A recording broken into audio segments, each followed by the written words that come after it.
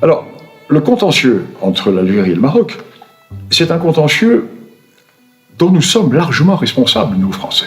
Dont nous sommes largement responsables. C'est le contentieux frontalier. Parce que, quand l'armée française s'est installée en Algérie, a débarqué en Algérie, quand, petit à petit, l'Algérie était... Au début, la France ne voulait pas rester en Algérie. Et puis, de fil en aiguille, elle est restée. Elle aurait mieux fait de ne pas rester. Et l'Algérie a été bien gérée, disons, jusqu'à la guerre de 70, tant que ce n'était pas la République. Avec Napoléon III, c'était bien géré. Pourquoi ? Parce que c'était dirigé par les militaires. Et du jour au lendemain, la République, une fois de plus, vous allez dire que j'ai un tropisme anti-républicain. Oui, bon, c'est pas sur la personne, je ne suis pas républicain, je ne suis pas un amoureux de la République, je suis un vieux, je ne suis pas un vieux royaliste, je suis un vieux monarchiste, c'est pas la même chose. Oui, on dit toujours, on ne retourne pas à l'état antérieur, on dit oui, les fleuves ne remontent pas à leur source, mais un malade est toujours content de retrouver son état antérieur qui était la bonne santé. C'est pas la même chose. Donc, la République arrive au pouvoir après la guerre de 70 et applique le jacobinisme, etc. Et l'Algérie va devenir département français. À partir du moment où l'Algérie est département français, le but, ça va être de l'agrandir. Donc, la France va agrandir l'Algérie en reniant sur le Maroc. Le Maroc, qui est un État qui est plus que millénaire. Quand Hugues Capet, en 987, est élu roi de France, la monarchie marocaine a déjà un siècle et demi d'existence avec les Idrissides. Attention, nous sommes en présence d'une monarchie plus que millénaire. Même s'il y a eu des dynasties qui ont changé, mais c'est plus que millénaire.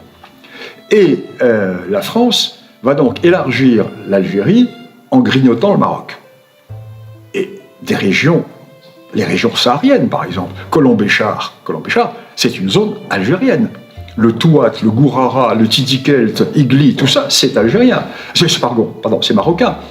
Et c'est historiquement marocain, nous le savons. Moi, j'ai travaillé sur les archives marocaines. Les archives marocaines, il y a les nominations des caïds dans toutes ces, dans la Saoura, etc. On a les noms des caïds marocains, donc des préfets de l'époque, hein, des préfets marocains à l'époque. Ça ne parle pas des préfets, mais donc c'est indubitablement marocain. Les Algériens le savent. Mais ils refusent de le dire. Bien sûr, ils ne vont pas accepter de perdre une partie de leur territoire.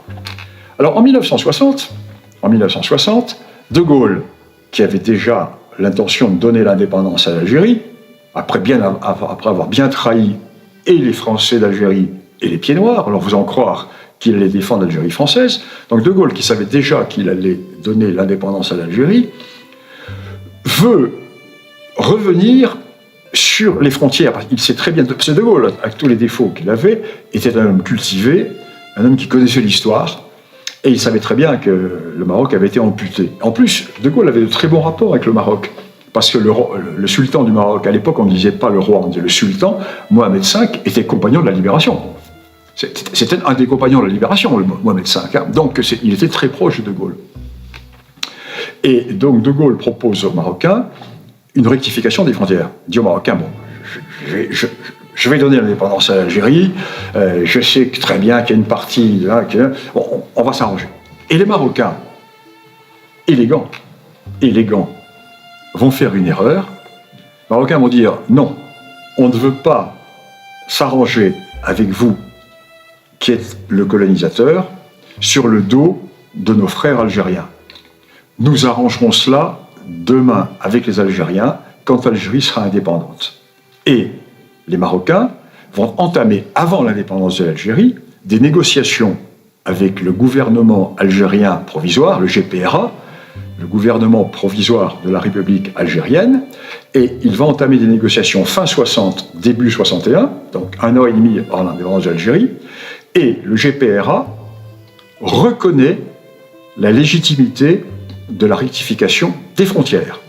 Et il y a un accord qui est signé par le GPRA, avec les Marocains, disant la rectification des frontières se fera au lendemain de l'indépendance, etc. Bien évidemment, l'indépendance arrive, et ceux qui ont fait le coup d'État contre le GPRA, l'armée des frontières, disent mais nous ne sommes pas tenus par les accords du GPRA. Donc non, tout ça c'est à nous. Et non seulement nous n'allons pas négocier avec le Maroc, mais en plus, l'Algérie déclenche une guerre contre le Maroc, la guerre des sables, 63. Erreur pour l'Algérie, parce que l'armée algérienne a pris une raclée. Elle a pris une raclée. Et là, Hassan II, roi du Maroc, Hassan II, oui, les Marocains disent que faisons-nous? Que faisons-nous? Et le chef d'état-major de l'armée marocaine dit, écoutez, moi je propose le plan suivant, nous prenons la ville d'Oran et nous négocions ensuite avec l'Algérie, on vous rend Oran, mais vous nous rendez les oasis, toutes ces régions qui sont des régions historiquement marocaines. Et dans ses mémoires, le roi, Hassan II, dans ses mémoires, dit, j'ai refusé ce plan parce que cela n'aurait pas pacifié la situation avec l'Algérie, cela aurait encore envenimé les relations avec l'Algérie. Mais on va dépasser cela. Et les Marocains disent aux Algériens, bah, écoutez, ok, on oublie ces problèmes frontaliers, mais en revanche, vous allez nous soutenir dans notre politique de récupération du Sahara occidental espagnol, car l'Espagne n'a pas encore décolonisé le Sahara occidental. Les Algériens disent oui. Et non seulement les Algériens ne vont pas soutenir le Maroc, mais les Algériens vont créer le mouvement anti-marocain du Polisario. Donc les Marocains se font posséder sur toute la ligne par les Algériens. Ça, c'est le grand non-dit, n'est-ce pas? C'est le grand non-dit dont personne ne parle. Et c'est le fond du problème. C'est le fond du problème. Parce que l'Algérie sait très bien historiquement que toute une partie de l'ouest algérien est marocain,